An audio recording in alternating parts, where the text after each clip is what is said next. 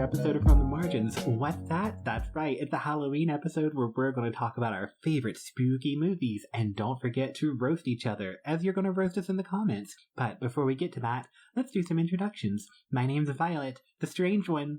I'm Connor, the insidious one. And I'm Zach, the paradoxical one. Yes, he is. All right, Connor, so tell us, what are we doing today?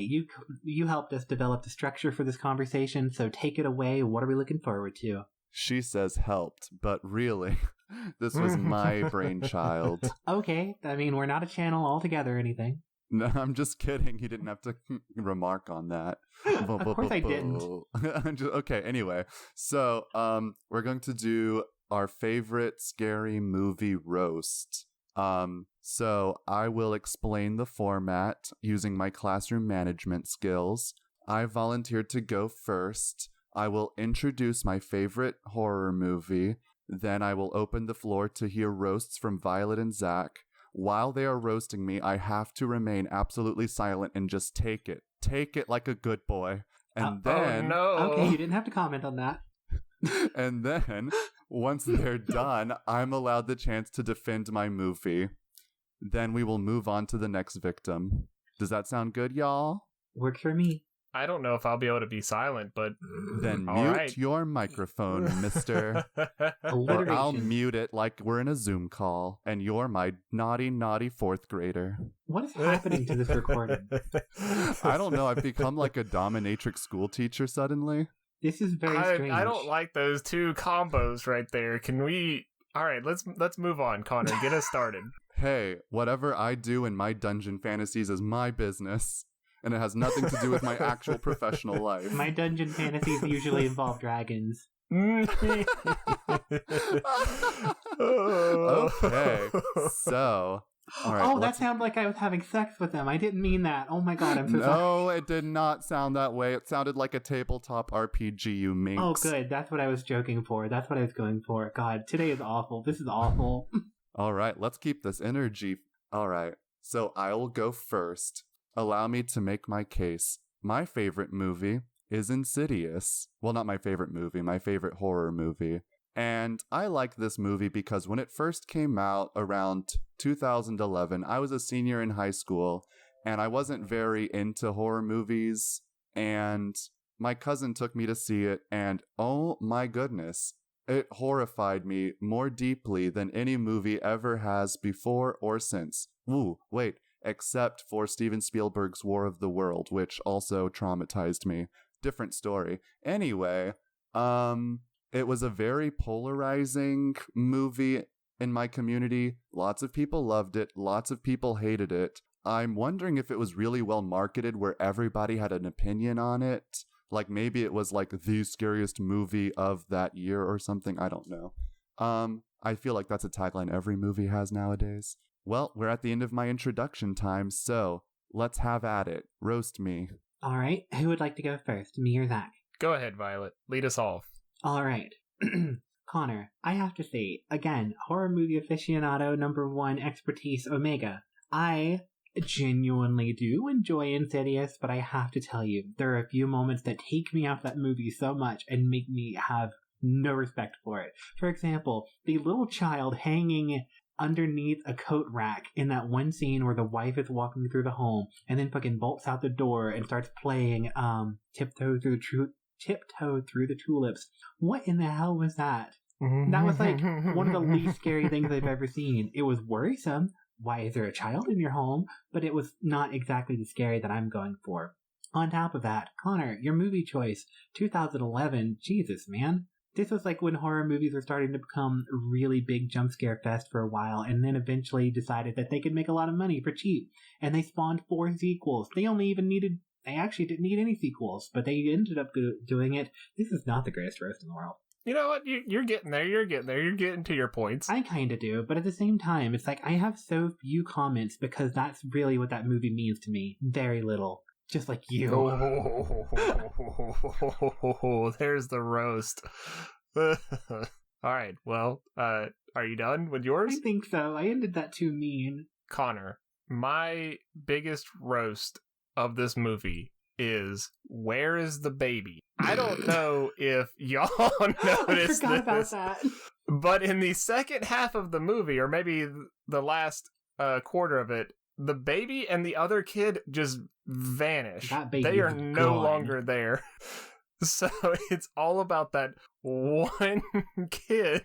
So it's like, okay, why did we need the other ones then? You could have just had a single kid. Right, and you can... I mean, that would have made it even more impactful, because it's like, oh no, this is my only kid. You can argue that that's such a small detail, but small details do eventually add up. And those things do take you out of the movie when you're actually watching it, because once you realize that note, it's kind of like somebody having spinach between their teeth. It doesn't ruin their overall character, but God, can you not help but look at it? Something else I couldn't stop looking at. I'm getting there. All right. Something else that I couldn't stop looking at was I hated this dad so much, because it was like classic 2000s. Oh, I'm a macho man who doesn't do anything, doesn't support his wife at all, and goes through all these just, why is he doing these things? I don't know. I was ripping it apart at every single turn, and I was like, I don't like this man. I don't care about anything. I like his wife. His wife seems pretty cool. I wish we got more development with her character.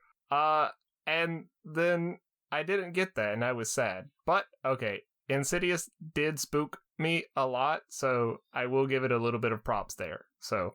During the roast section, I will give it no props. What the hell, Connor? That little demon dancing toward the end when he finally caught his son.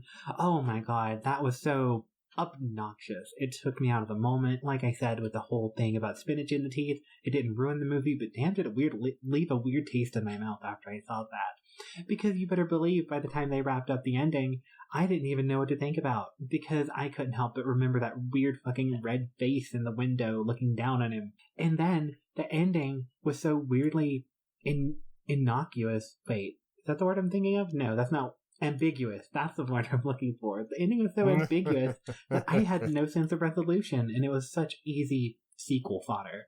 And it was cheap, and I hated the ending. I did enjoy the callback in the Further, which is such a dumb name for whatever that place That's a was. good point. That was anyways, weird. It's like, come on, man. we're I'm sorry. Was the writer's room on break? Did the intern step in and call it something? So the I like the callback to the tiptoeing through the tulips with the lipstick faced demon, which was the actual official name, sharpening its nails to that. So that was just once it went into the absurd mode, I was like, all right, I'm here for this. This is interesting. At least you got me paying attention better than some of the other parts of the movie. You know what else?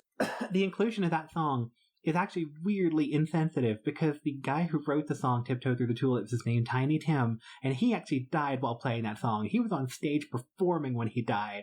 No, that's a true. Really? That's actually a true story. He had a heart attack on stage. He walked on stage, said, "I'm not feeling well. Forgive me if it affects my performance." Started playing that song and fucking ate it. Like, that's not cool and disrespectful. And I'm mad at Insidious for doing that and making me remember that. I mean, it's a horror movie, so that's pretty horrific. Yeah, so that's horrific in the same way that, like, somebody giving you a backwards compliment is horrific, not in the way that a car accident's horrific. I'm very tired. And there's a 10% chance I'm hungover. Perfect for this recording. I can't wait to roast you. Cool. I do want to say I know Insidious 1 is the movie you chose, but Insidious 2, one major plot point is the idea of someone cross-dressing, and that really bothers me. But we're not talking about Insidious 2. Wait, really? It's a long story. Okay, yeah, we'll roast that one later as well. It's more so that this movie just extended to be an entire franchise where it didn't need one. Yeah, that's about all I got.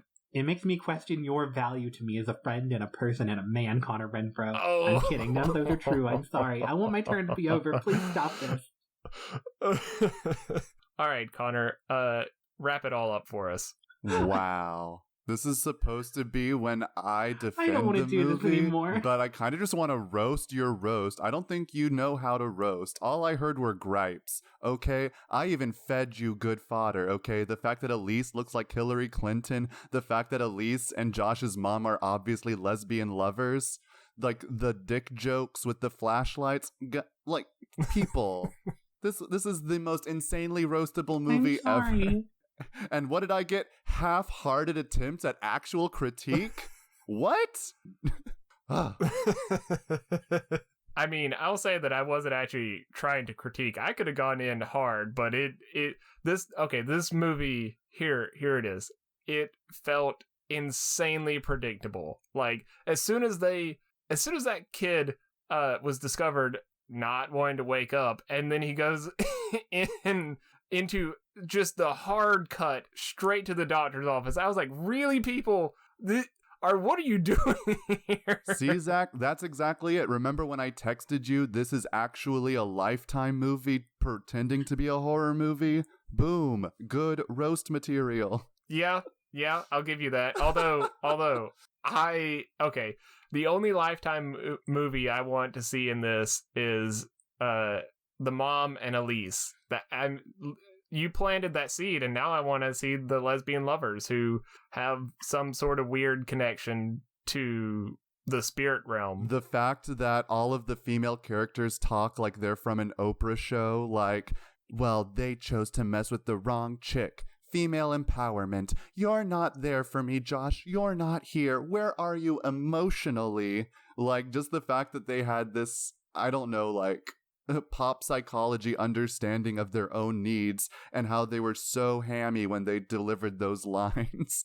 Connor, I will say you're actually really right about the idea of it being a Lifetime movie, because God, did it feel like it took a lifetime to watch. Oh.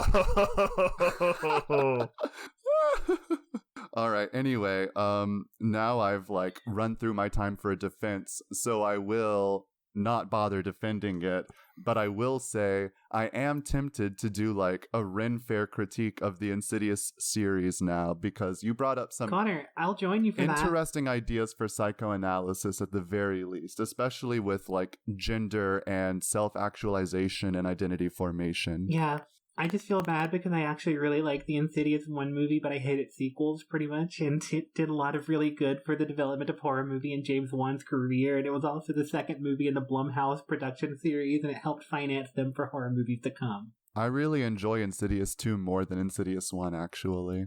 Interesting hot take. I just remember the quesadilla. Oh, yeah! Okay. I forgot that it was directed by the same person who did Saw, so like, as soon as I learned that, I was like, oh, it's all in perspective now. I didn't think James Wan directed Saw, did he? I know he was like part of the production, but I have to go back and look. Oh, he was a co-creator of Saw. There we go. That makes a lot of sense. Okay. Mm-hmm. Anyway, sorry, that was the most piss-poor critique I've ever done. It's because, 1, I barely believed the things I was saying. 2, I don't know why, but I just got sad halfway through it, and I was like, I want this to be over. All right. Do you want to do either a sad sandwich or a positive sandwich where I go next? No, I want to move on to the next person. No, that's what I was saying though. So like me go next, or end it on harsh critiques on Violet's favorite one. Violet. We don't need to defend Insidious. Okay. Though I might do it in an independent video later. Alright, so my movie that I've picked is 2008's The Strangers. It is among my favorite horror movies because, like Connor, I watched it when I was in that formative time when I started paying attention to horror as a genre and really adopting it as a genre that I critically like and enjoy. It was one of the first times that I ever understood the thrill or excitement from the idea of being scared in a safe environment. And because it took place out in the woods growing up in rural South Carolina, I remember my window faced some forest nearby, and whenever I went to bed at night, I just remember peeking out my window and seeing the tree line, which the setting of the movie is very wooded, ostensibly in California. And I just had the image of like, what if they're out there watching me right now? And that feeling stuck with me, and that was such an exhilaratingly terrifying feeling. It made me kind of get addicted. And even now that I know a lot about horror movies, I think it actually holds up really well compared to a lot of things being made today. So that's why it's my favorite. And feel free to roast me as you see fit. I can take it. So, Zach, do you want to start us off? Okay, I will I will start us off. So it was actually filmed in South Carolina, so that adds to the spook factor. But getting into the roasts, God, was I bored with this movie. It was like they condensed every single bad trope that you possibly could into a horror movie. And well, okay, not all of them, but many of them. Like, oh my goodness, they didn't. Okay, they didn't even lock the door after they knew that there were people out there. She had to physically go and lock the door. What universe are you in where you have to where you're like, okay, there are people outside who are kind of freaking me out, and I'm home alone. Why do I not have the doors locked? And then the shotgun blast to his friend, where we had only heard him on the phone twice. Actually, no, they didn't even communicate at all. It was all voicemail. And then they expect us to care whenever he gets shot. Also, that's Dennis from Always Sunny, so like that was pretty hilarious. I'll give him that. But I did not care one bit that, oh my god, he killed Denny. No, get out of here. That's dumb. Oh my god, they killed Denny. Those bastards. Let's see. The woman ran around without shoes on, where there was broken glass everywhere and nothing happened. They ran inside and outside the house constantly with no regard to anything happening. They're just like, all right, I guess I'll just decide to go it alone and go outside. Okay, sure. There are 3 people out there. You can totally handle yourself. And then my last thing is whenever they the main masked man came in and just looked around the house while she was hiding in the cupboard, and he just sat down, and you're like, oh my god, he must be such a criminal mastermind and just like so calm to be able to kill people like this. Then he walks out, and then like the jump scare of the woman to get the woman hiding in the cupboard, it was so dumb. Also, this man who looks to be taller and more built than me made no sound at all. So he was wearing some magic sneakers. He was sneaking around. What? Okay, I'm done. Go ahead, Connor. The following roast is brought to you by over-sensationalized FBI reports taken out of context, which is hilarious considering how we get all of this narration only to go into the most beautiful, silent exposition that I needed to care about the characters, and I didn't need the narration beforehand. All right, so we have Princess Arwen of the Elves and her human lover, and he proposes to her, but she has to reject him because her father won't allow her to marry a human. But it's okay because they have really hot breakup sex until they're cock-blocked by some crack addict at the door. Then she says, oh no, I'm out of my special cigarettes. And he's like, well, I'll go buy them for you. Then she just mopes around the house like Lana Del Rey for 20 minutes. Like, is she... I wrote in my notes that she's half insufferable, but half iconic. Like, every single motion she does, I'm like, oh yeah, I want to be her. But the decisions she makes and the pouty faces and the nonsensical stuff, I'm like, what? Anyway, my only other funny note is that the man in the mask must have bronchitis because all he does is stomp around the house going so I'm surprised he even had the stamina to stay up all night killing people. Otherwise, this was actually a really good, like, short movie that made beautiful use of, like, ambient noise. The fact that, like, a minor inconvenience, like an uncharged cell phone or a stuffed chimney, can actually become a life or death thing in a home invasion. Yeah, that's it. That's my roast. Violet, would you like to defend your favorite movie? Yes, I would like to defend my favorite movie. First of all, some of those critiques were actually really pretty well taken. Like, I will be the first one in line to admit The Strangers really made that whole over-sensationalized FBI report thing into a big trope as far as the following events were, based on a true story. They were among some of the more egregious abusers of that term, especially in the mid to late 2000s. Other than that, I will say, Zachary, that's not a critique that he's quiet. It's ambient noise movie. It's one about trying to listen and use all five senses in the case of an emergency, mister. And I'm sorry if you just clamor around your house like a fucking barbarian, but not everybody does that. And as far as the bronchitis goes, I actually also do clamor around my house like a barbarian, and I don't breathe very well. So, I mean, if I had a house. But, yeah, so I appreciate you guys watching it, and I thank you for your review, quote, quote, quote, quote, quote. It's a roast. I know. That's why I put quote, quote, quotes. But yeah, also, Connor, you went a little bit far with all of the different other things that Liv Tyler have been in references. Even I was having trouble keeping up. Although, granted, your comment about her moping around like Lana Del Rey, I was like, that's actually not the worst comparison. And there is a bit of too much convenience in terms of them being trapped in some regards. You're right, I forgot that was Dennis from Always Sunny that plays the friend, and that kind of did. Now that you mention it, I'm not going to forget that. And then on top of that, I was going to say, Connor, what was your exact language? It was like a half tragic, half iconic. Yeah, she's half insufferable, half iconic. Because she's annoying, but I also want to be her in every way. Frankly, I thought if anything, that would make her more relatable to you. Yeah, I mean, it's just like as a character, there was nothing to relate to. Like, I actually really enjoyed the tension between she's not ready to fall in love, or, you know, at least commit to him, and then when it's too late, that's when they want to, that's when she wants to confess her love to him.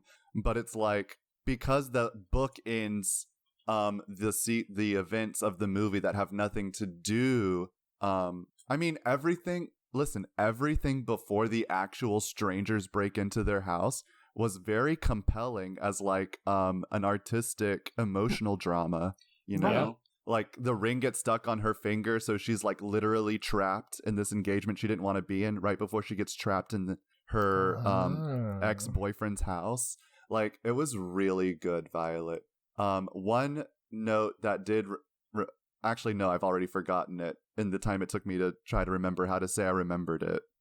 So go on with your defense. I will say, you bring up a good point, because while it did set itself up and it gave some tiny exposition, it never felt too ham-fisted with the exposition, and it did the 100% right thing you needed to do for a horror movie like that about isolation and vulnerability, and that is the moment the terror started, they dropped it. Because it's not about emotions, it's not about whether or not you get along, it's about surviving the night. And there's too many movies I've seen that get too melodramatic when horror starts. And they're like, I can't be quiet because I've got to confess my love to this person right now. And I'm like, shut up, you're going to die. There's a Maslow's hierarchy here that you are not seeing. And so yes, thank you for the comments, and I appreciate you watching it. Don't forget to check out The Strangers, 2008. What about Strangers 2, They Pray at Night? The Strangers 2 Pray at Night, I did watch that a couple weeks ago for the first time because I was afraid of it ruining, and it didn't ruin, but it was very much like, hey, can I copy your homework? Okay, yeah, but change it enough so it doesn't look like you copied it. That's exactly what that movie felt like. They copied the formula without understanding how I got the answers, you know what I mean? Right. Mm-hmm. So yeah. Also, those Mormons... just riding around. Are you a sinner? That was actually a fun way to end that movie to me. I liked that line. I was like, okay, that's pretty campy, and I like it. But I was confused. One, why were they riding their bikes at the break of dawn? Oh, Connor, you don't know very many Mormons, do you? That was Zach who had that question. Oh, sorry. Oh, Zach, you don't know very many Mormons, do you? We don't have the same voice at all. I know a lot of Latter-day Saints. Actually, the M word is considered a slur by the Church of Latter-day Saints nowadays. Is that a thing? It is a thing. Oh, then my apologies. I did not know that. I don't know how many people actually know it and observe it, but the Latter-day Saints I know have made me aware of that. Well, then I'll try to be conscious of that in the future. My apologies. Well, I'm going to continue with these children who were riding their bikes. That's how I'm going to couch it. I was very confused by the opening. The kid was obviously emotional, you know, like you do if you find a guy with half of his head blown off and these two people stabbed. makes sense. But then the end of the movie, they're just like calmly walking around and like going to like touch the bodies. Oh my gosh. That was an remembered. odd choice to make. Violet, you said that thing about the ambiguity of the Insidious movie, which I didn't understand because it was like perfectly crystal clear to me. However, your movie has Kristen come back to life just to scream in the kid's face. I mean, and I'm like, why does it I'll be the matter? first one also to admit that was one of the cheapest endings I've ever seen to a horror movie, and yet it's still like that was uncalled for. What I did like of the ending is how they characterized the strangers, how Dollface gets back in their car and actually seems to be a little messed up over the whole thing, and Pinup Girl tells her it's easier next time. That was a good moment of characterization. Like, ooh. It made me think that Man in the Mask and Pinup Girl were like partners, and they had just brought Dollface on board their operation, and they were actually walking her through her first killing. Subtle storytelling. I know, I loved it. That was pretty nice. Speaking of things that are not nice, Zach, do you want to go next? All right. So my movie was The Cloverfield Paradox that came out in 2018, and my connection to it is that I remember watching the original Cloverfield that came out in 2008 or Somewhere something around like then. that. It was also it was a really early movie, and it was good then. It's kind of boring now, but I loved the monster trope, and then it went into 13 Cloverfield Lane, which radically different genre by being entirely in a bunker with John Goodman, which that was a good casting choice. I liked it. Anyways, Cloverfield Paradox jumps it up into another genre with the sci-fi horror. And I just remember watching the movie as soon as it came out, and I was like, this is so much fun. It just like it keeps going. It's so fast paced, but not in a bad way where you're just like, oh my god, I'm being pulled through all the threads. It's like, okay, obviously things are kind of stressful, so we're gonna keep going. But it also has my favorite body horror scene ever. And I am someone who will get physically ill at at body horror. Thank you, Violet, for Truth or Dare, because You're that welcome. lives in my mind, and I don't like that. But the woman spawning inside of a spaceship with wires and pipes going through her was legitimately the coolest thing ever. And I was just like, wow, I would have never thought to do that. And then the rest of the movie, it was just, it was a lot of fun. Some heartfelt moments in there. Some funny jokes about Kentucky through the, I guess he was a Scottish guy, Irish guy. Mundy, my favorite character. Irish guy. He was so good. Yeah, so I enjoyed all the characters, and it was just a fun movie throughout, and it didn't spook me too much, which is probably why I enjoyed it a lot. So, Cool. Roast me. All right, my first thoughts about the Cloverfield Paradox is, Zach, do you know what Cloverfield Paradox, VHS, and the ABCs of Death all have in common as a movie? He has to be silent. You just have to go ahead and feed him the line. That's true. I realized that rhetorical question was going to fall on deaf ears, and thank you for stepping in. The answer to that is they're all secretly anthology movies. The only difference is VHS and ABCs of Death are not secret about being an anthology tied together by a common thread. Cloverfield Paradox is an abomination bastard child of a movie because it should not exist. It should be an anthology series with the other Cloverfield movies. If you took out every element of Cloverfield, quote, TM, from the movie Cloverfield Paradox and made it a horror movie / sci-fi movie, horror being, again, in italics because I don't believe it is, and you removed everything Cloverfield related from that movie and just turned it into a space story suspense about an energy crisis, it would work. In fact, by going that extra step and going that extra mile and that extra budget and the extra J.J. Abrams, it became worse as a movie for it. It's like working out too hard at the gym and pulling a muscle. You are now worse off for trying so hard. I agree that the body horror is the strongest element of Cloverfield Paradox. I had never seen the movie prior, did not know what to expect other than it being in space and being part of the Cloverfield franchise. But between the earthworm scene with the Russian guy, the body horror scene of the woman being stuck in the walls, and the weird Gmod clipping that Mundy does with his arm in the wall, that was exclusively a Half-Life glitch. That wasn't horror. That was he literally glitched into reality.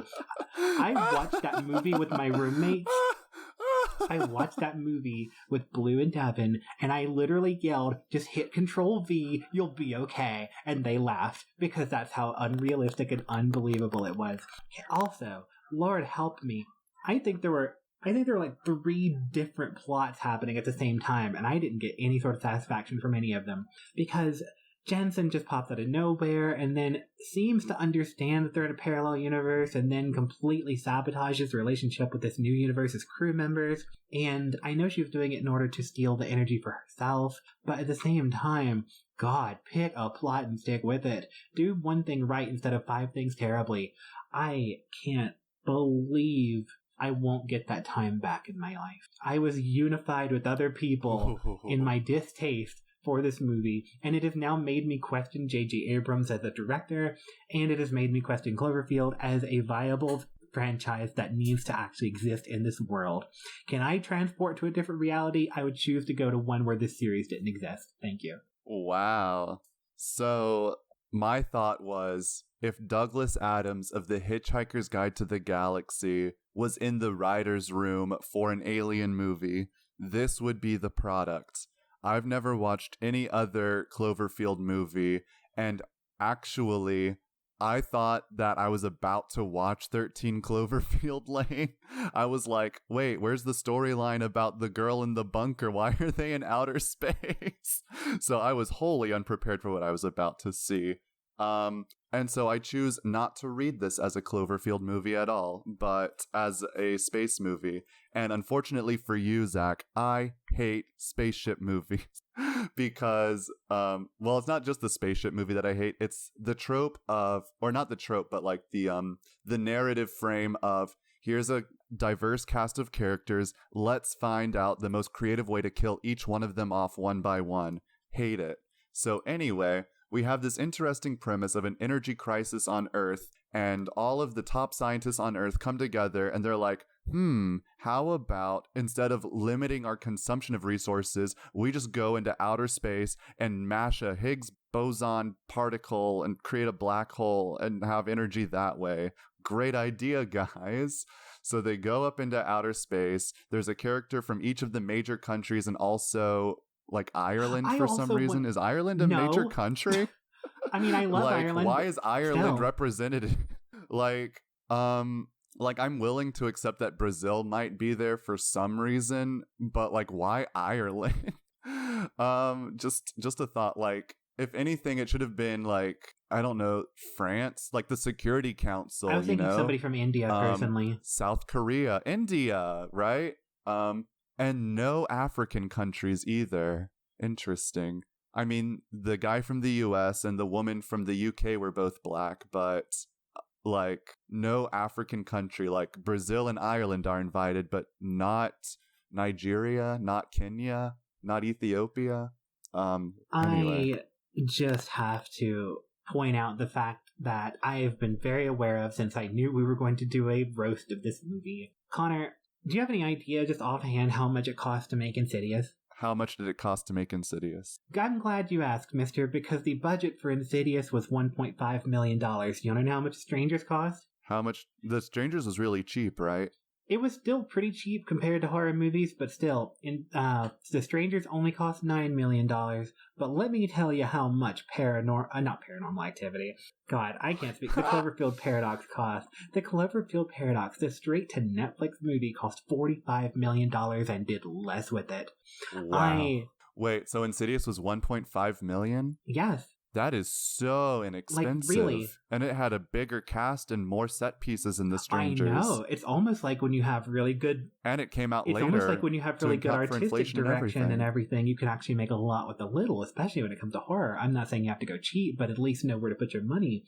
And I just have to say, Cloverfield Paradox was so obsessed with the set pieces and masturbating to its own cleverness about alternate universes that it forgot to actually put a movie in there somewhere. So I bring up the like diverse international crew because this just felt to me like the Alien movies, but more self-consciously progressive. Like, oh no, we're going to have a diverse cast. We're going to center women of color. We're not going to treat them any better, but we're going to have them here. And we're going to point out like, oh, look, this is what we're doing. This is how we're doing it. Care about us. Anyway, I guess we do stand an Asian woman love interest who is not submissive to her white male partner. Like, she holds her own, only to be flash frozen stupidly. That was very strange. I was not super enamored with that. And also, it would not happen that quickly, I'm pretty sure. Well, I don't care about, like, the actual science behind it at all. Which I agree. I do want to point out, though, congratulations, Cloverfield Paradox does have one thing in common with Insidious and Stranger's obviously superior movies, and that is the ending was awful. I swear, we had so much build-up about what was going to happen when she finally landed on Earth, and she survived all of this. It was so amazing and so uproarious, and we were so excited. The world was going to finally be okay. She had succeeded, she did it, and then got fucking snapped by a monster that we didn't even know existed. Other than seeing it stride in the background for one scene earlier in the movie, she just fucking got.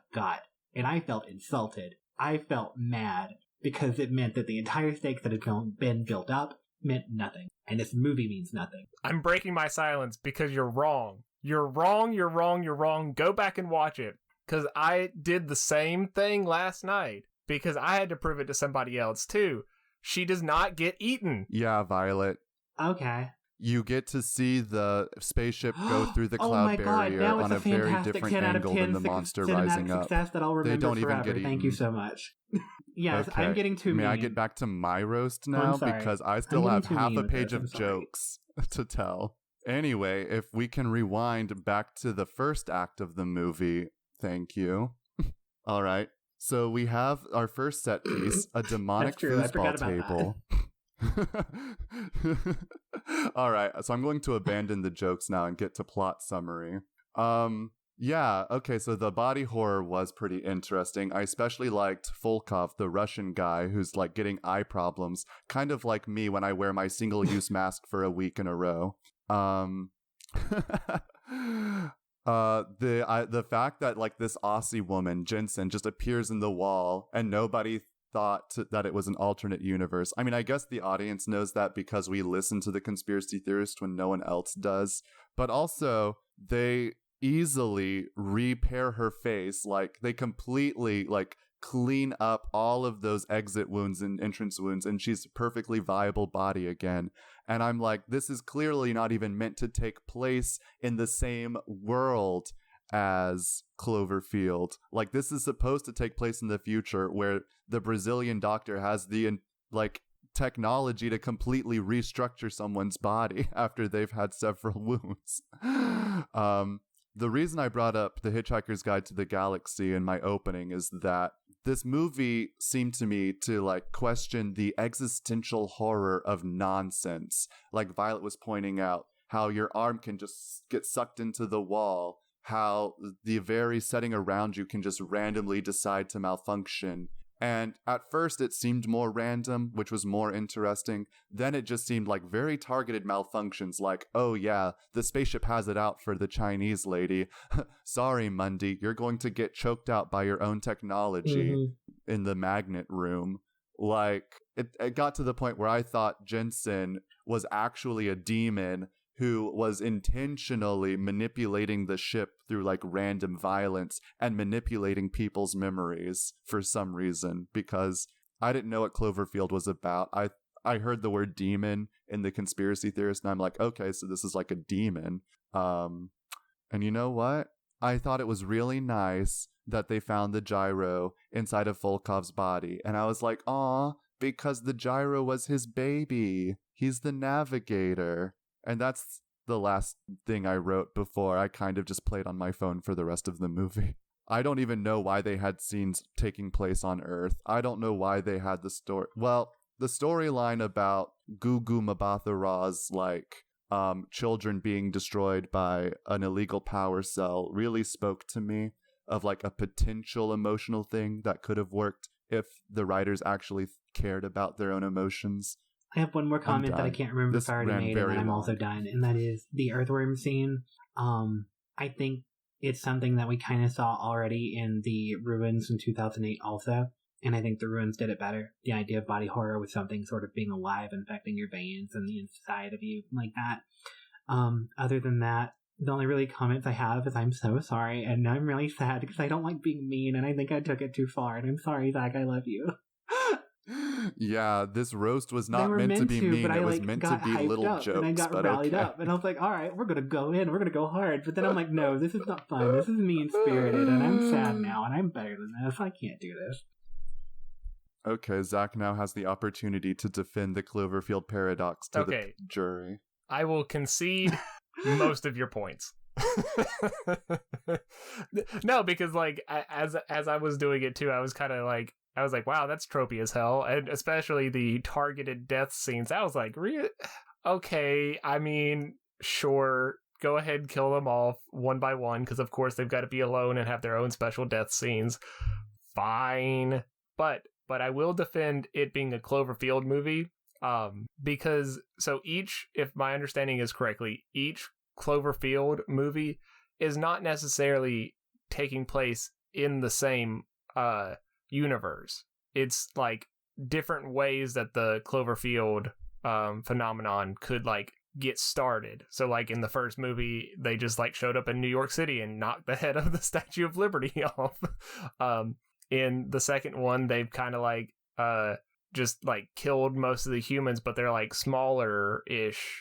You see the smaller versions of them versus the very large ones. And then in this one, obviously, they came through again through the dimensional stuff. They played fast and loose with their science. But that's the other reason why I will defend it, is because I'm a fucking nerd. So, like, I was so happy to, like, think about all this stuff, and it took me back to my chemistry classes of the probability fields of where electrons are technically, because they pop in and out of existence, and this electron is technically next to this atom, but it's also technically also all the way across the universe, but it's in such a small I was having so much fun thinking about this movie, and that's why I enjoyed it. And you know what, everybody hates the Cloverfield movies, but I like them, the and they're special to me, and that's the important part. I was going to say the same for Insidious in my defense that I didn't bother saying, is that even if it's not like critically a good film, it is so much fun to watch it. It is fun to watch. It really is. I thought, at least. Yeah, it is fun. Especially if you've like watched the breakdowns of where all of the ghosts are in the background. Like I knew about the ghost hiding underneath the hangers in the kitchen because I watched a movie about it, and I was like, oh yeah, you can see a ghost there. That's cool. So whenever I watched the movie, I was like, okay, yeah. You know, so you can start to appreciate it in different ways. I also like how we chose 3 different genres. Zach got like the spaceship movie, I got the ghost movie, and Violet got the real world horror. Those are my least favorite. No. Maybe the ghosts. I'm just saying we all got different ones, really so like it's a representative mix. Okay? It just shows that our tastes are not aligned at all. At least when it comes to it horror. Shows that I've secretly got some frustration issues I need to address, and I need to go sit down and calm down, because I mean I'm calm, but like I'm just really disappointed in how I handled that, and now I'm really sad. I'm better than that. Oh, another thing I'll point to about the Cloverfield paradox is that I think y'all got most invested in trashing it. So, like, clearly it stirred up emotions, which that's true. Means you thought about it more. So, like, one of the things that kind of reminded me was, all right, you know how critical I am of horror movies in general? It turns out, I didn't know this before they watched with me, but Blue is actually that way with sci-fi movies. So, oh lord, it didn't help that I had Blue there being my hype person. Like, this is what it's doing wrong. This is what it's doing terribly. This is what it's doing kind of okay. And I was like, oh my god, I'm getting like a lesson firsthand from somebody who's been low-key an expert, and I never knew. Yeah, they fucked up a lot of stuff. But at least you had somebody there invested in it. I'm gonna be honest, Violet. As soon as I was done watching The Strangers, I kind of forgot about it. That's fine. I feel like a lot of people really have, actually. It exists. I'm glad that you like it. I'm not gonna think about it again. That's fine, especially after how mean I was. That makes sense. See, what I like about The Strangers is that it wasn't very sensational, but I appreciate it as like almost a literary horror movie. Like, there was so much good about it, and yet it's just a simple, unsettling piece of fiction that if it's right for you, it sits by your heart and keeps you warm, you know?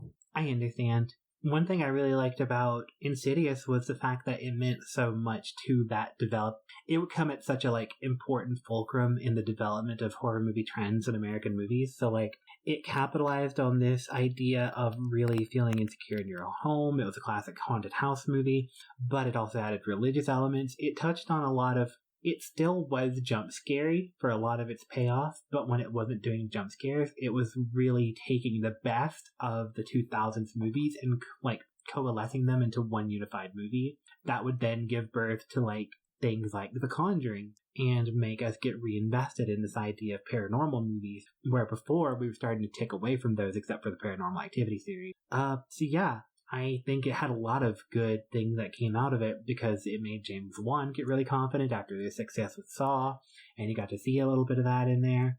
And again, like I mentioned earlier, Blumhouse has been a really good investor in some projects that probably otherwise wouldn't be off the ground, and that was one of the early successes that made them actually be able to stand on 2 feet. Also, Zach's critique of Josh's character is wrong-headed and hateful. Okay, Ooh. he did nothing. Well, he did one thing wrong, and that was he ran away from the problems, and that's because of his unaddressed childhood trauma that his mother kept from him.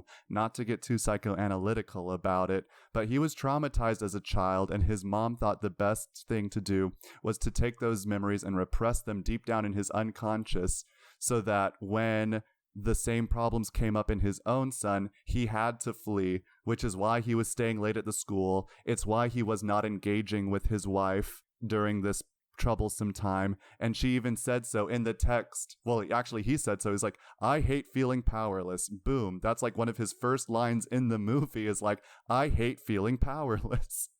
And then we already know his character and his motivation from then on. Then we follow his wife as she deals with the domestic sphere, which I mean, yeah, is like pretty sexist and singular for a female character.